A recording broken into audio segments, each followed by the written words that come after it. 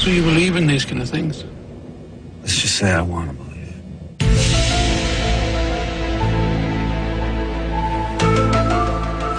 Welcome back to the most news in the morning. All this week, we're bringing you a special series, In Search of Aliens. And today, we're talking to a man who says he has made contact and says he's actually been abducted by aliens more than once. Space correspondent Miles O'Brien is here. I don't mean to make fun, but come on. Well, that's actually not unusual. A lot of abductees have had the experience more than one time. We're talking about close encounters of the fourth kind. That's when a human is abducted by an alien. Now, before you scoff, Carol, I'm sorry, and tune this out, these people we talk to are not crazy people. The majority of the people who say this has happened to them do not have symptoms of mental illness. They are ordinary people who swear they have endured a most extraordinary encounter. I don't make the drawings. You never know what surprise you might find when you open a drawer in this Manhattan studio. Artist Bud Hopkins is the keeper of some images that will expand, blow, or maybe even close your mind. There's a photo album devoted to odd, mysterious scars. Almost like a hole punch. Yeah, it's what it looks like a biopsy. Boy, if these walls could talk. There are stacks of drawings of little aliens called grays. You know, big head, tiny mouth, almond eyes. These aren't Bud's work. They come from his rather unusual assortment of friends. Is that the same person?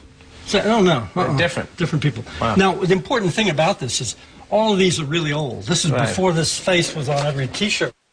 Bud has become the father confessor for hundreds of people who are convinced they have been abducted by aliens. It sounds totally off the wall, and I'm the first one to say almost everything that we're discussing here sounds off the wall. But that doesn't mean it's not true. Ladies and gentlemen, tray table up, seatbelts buckled. This will be a wild ride. Do you have any idea how common these encounters are? Well, my guess is that they're very common simply because I just keep running into so many cases.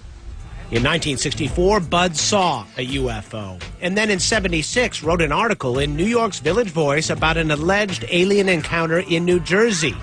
His phone hasn't stopped ringing since. The massive evidence gets heavier and heavier and heavier, and that's not a pleasant thought, to me. Mind you, I'm looking into something that I don't really like and that I don't really want to hear about. But I'm working with people who have suffered. It's a little bit confusing to me. People like Mark, who believes he's been abducted several times in his life. He came to Bud to fill in the blanks, the missing time, which happens to be the title of Bud's first book. He uses hypnosis. Here's a tape of his first session with Mark. There's something small and white, but it's glowing. It's glowing so brightly that I can't even make out the figure. And I'm really scared. And then it starts to climb up on the bed of reach for me. So, what do you think it was? Well, I've spent many years trying to guess, trying to logically, rationally explain it, and I can't think of anything other than an encounter with beings of some sort that aren't human. Do you have any idea what they wanted? No. Did you get a sense that they were threatening you? It's very clinical. They don't have really empathy or sympathy. It's often like us going into the wild and tranking a lion or a wild beast, tagging it, looking it over, and then letting it go. We don't really have a true connection to this animal. Mm-hmm. We don't really care about it. We're just examining it, and that's what I get from this. There's no malice involved. Believe it or not, it gets weirder. Or as Mark put it... This is going to push this whole thing into Wackyville. Okay.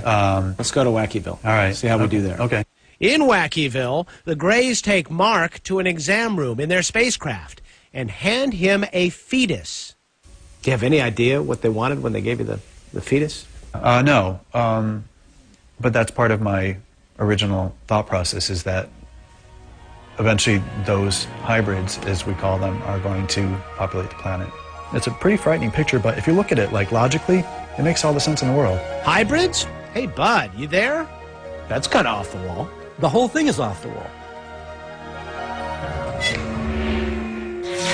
Now, we did talk to a psychiatrist who has studied this issue, and he says there are some less off-the-wall psychological explanations, Carol. One that is mentioned most is sleep paralysis. It happens when you're nodding off or waking up. Your body is sleeping and thus paralyzed. Your mind is still conscious, and oftentimes you'll experience hallucinations then. But Bud makes a very key counterpoint here. Most of the abductees he talks to were not sleeping when they had their close encounter. So go figure. How does he really know?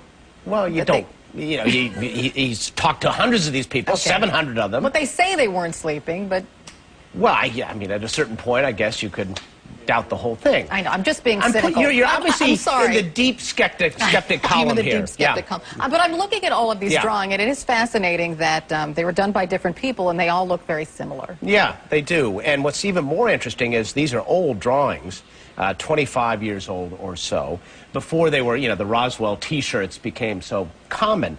And there is this similarity here. Now, this is, when you talk to witnesses and you hear these stories about aliens, this figure, this kind of big-headed, almond-eyed, tiny-mouthed space creature, whatever you want to call it, really goes back all the way to the Roswell incident. So, you know, has that been planted in their head psychologically, or are they seeing these in a genuine way? And I wonder why people came up with this image anyway. I mean, if it is a psychological problem, like, why this figure? Well, you know, a lot of people say, well, why does it look so humanoid? You know, are we, you know, reflecting our own image? But there actually is an evolutionary explanation. You know, if life did evolve somewhere else on another planet, it stands to reason, if the planet is a lot like ours, that evolution would create at least similar creatures. You know, stereoscopic vision, ears there, head up there, all that kind of thing might happen in an evolutionary thing. So there is a scientific reason that they might sort of look like humans.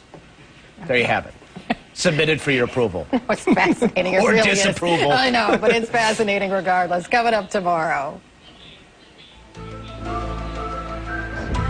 We're listening for something that we don't think can be produced by Mother Nature.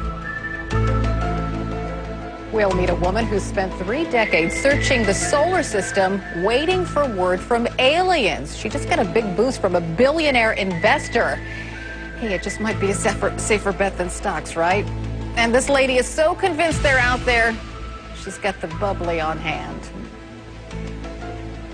And have you seen something funny in the sky? Are you convinced that aliens exist, or do you just think it's science fiction? We want to know. Send us your pictures and video at CNN.com/AM. Just click on the iReport link. We'll check out a couple of them in the next hour.